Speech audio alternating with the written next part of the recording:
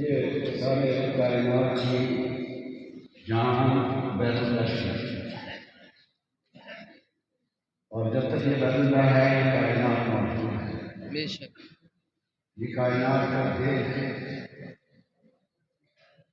اور جب یہ اس کائنات کو اللہ تعالیٰ نے ختم کرنا ہوگا، اس بیت اللہ کو ختم کر دیا جائے گا۔ صلی اللہ علیہ وسلم نے فرمایا کہ میری نظروں میں وہ حبشی آدمی ہے، اس کی آپ نے پنڈلیاں مجھے بتایا کہ ایسی پنڈلیاں ہیں اس کی، اور وہ بیت اللہ کے پتھر کو توڑ رہا ہے اور گرا رہا ہے۔ اس کے بعد پھر یہ دنیا ختم ہو گئی۔ جب اس بیت اللہ شریف کی تعمیر حضرت ابراہیم علیہ السلام نے کی تو آئندہ آنے والی نسلیں مسلمان رہیں، ربنا وجعلنا مسلمین لک، اللہ تعالیٰ سے ایک رسول مانگا جو 4 کام کرتا۔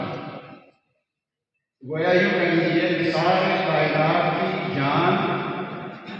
بیت اللہ شریف ہے، اور بیت اللہ شریف کی جان رسول اللہ صلی اللہ علیہ وسلم کی ذات اقدس ہے،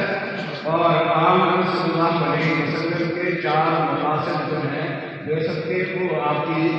گویا کہ بیت اللہ شریف کی جان ہے۔ اور یہ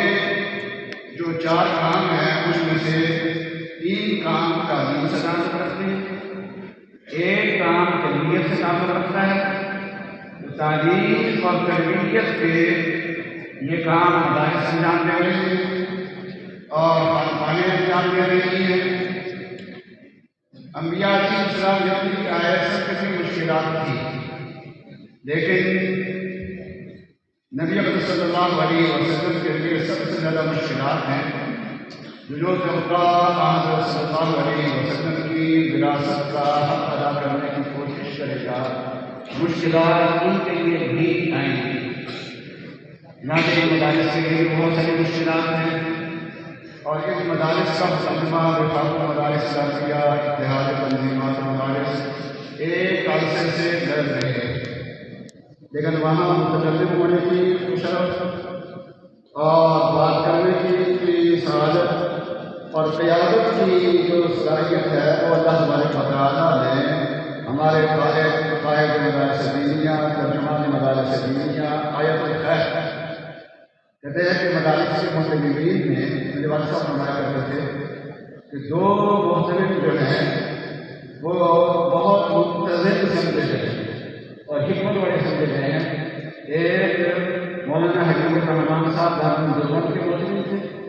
اور دوسرے خیر علماء حضرت مولانا خیر محمد جلندی رحمۃ اللہ علیہ۔ حضرت کی حکمت اور بصیرت جو ہے وہ حضرت مولانا قاری محمد حنیف صاحب جلندی بھی اللہ تبارک و تعالیٰ نے رکھی ہے اور وہ نظر بھی آ رہی ہے، اور ان مشکل حالات میں مدارس کو بغیر کسی نقصان کے آج کے دن تک ہمارے یہ افراد لے کے آئے ہیں۔ ویسے تو ہر طبقہ طلباء ہے، عوام الناس ہیں، تعلیم یافتہ طبقہ، ہر طبقہ جو ہے وہ حضرت علی صاحب کا بیان شوق سے سنتا ہے، لیکن آج علی صاحب کس طریقے سے یہاں پر پہنچے ہیں میں عرض کر دوں تاکہ آپ کے شوق میں اضافہ ہو جائے۔ حضرت کا غیر ملکی سفر تھا اور یہاں کا پروگرام بھی تھا، اس پروگرام کی وجہ سے اس سفر کو مختصر کر کے یہاں پر تشریف لائے ہیں، اور چونکہ گھنٹ کے دن تھے اس لیے تک پہنچے ہیں تاکہ ایسا نہ ہو کہ وہاں سے نکل کے یہاں تک پہنچنے میں دقت پیش آئے۔ اور گزشتہ رات جو ہے وہ حضرت نے فیصلہ بھی گزاری ہے آپ حضرات کے اس پروگرام کی وجہ سے، اور اس پروگرام کو رونق بخشنے کے لیے میں آپ سب کی طرف سے حضرت کا شکریہ ادا کرتا ہوں۔